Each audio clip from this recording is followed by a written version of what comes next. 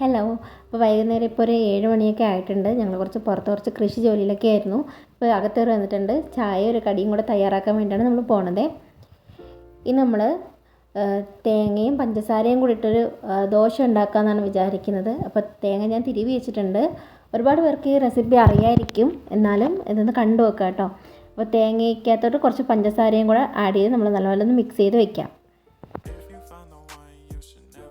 പിന്നെ ഇത് നമ്മൾ ആട്ടമാവാണ്. ആട്ടമാവിനകത്ത് കുറച്ച് ഉപ്പും വെള്ളവും കൂടെ ആഡ് ചെയ്ത് മിക്സ് ചെയ്ത് വെച്ചിട്ടുള്ളൊരു ബാറ്ററാണ്. നമ്മൾ നോർമലി ദോശ ഉണ്ടാക്കുന്നത് പോലെ തന്നെ നമ്മൾ മാവ് ഒഴിച്ചെടുക്കുന്നു. എന്നിട്ട് നല്ലതൊന്ന് പരത്തി എടുക്കണം കേട്ടോ.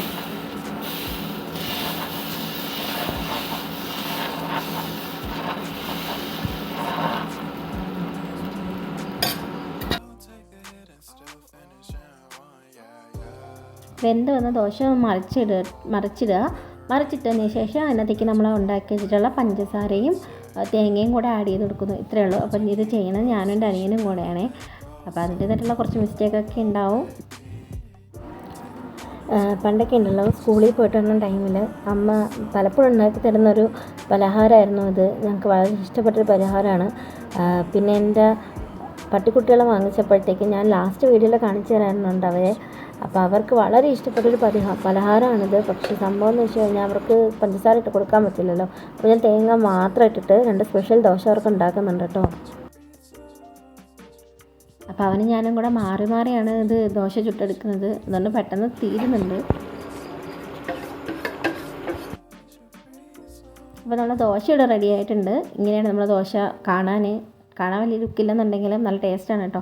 പിന്നെ വെറും ചായ റെഡി ആയിട്ടുണ്ട്. ഇതിന് കട്ടൻ ചായ എന്നാണ് പലയിടത്തും പറയാം. അപ്പോൾ ആദ്യം ഞാൻ കട്ടൻ ചായ അച്ഛന് കൊടുക്കുകയാണ്. അച്ഛൻ ടേസ്റ്റ് ചെയ്ത് നോക്കട്ടെ.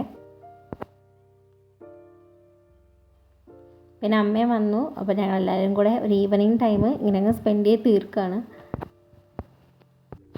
എല്ലാവർക്കും ഇഷ്ടമാവുകയാണെന്നുണ്ടെങ്കിൽ ലൈക്ക് ചെയ്യുക, സപ്പോർട്ട് ചെയ്യുക.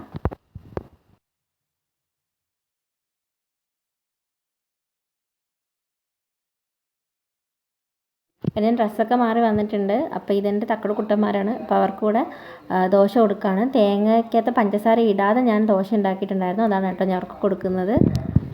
അപ്പോൾ അത്രയേ ഉള്ളൂ. ശരി, ബൈ.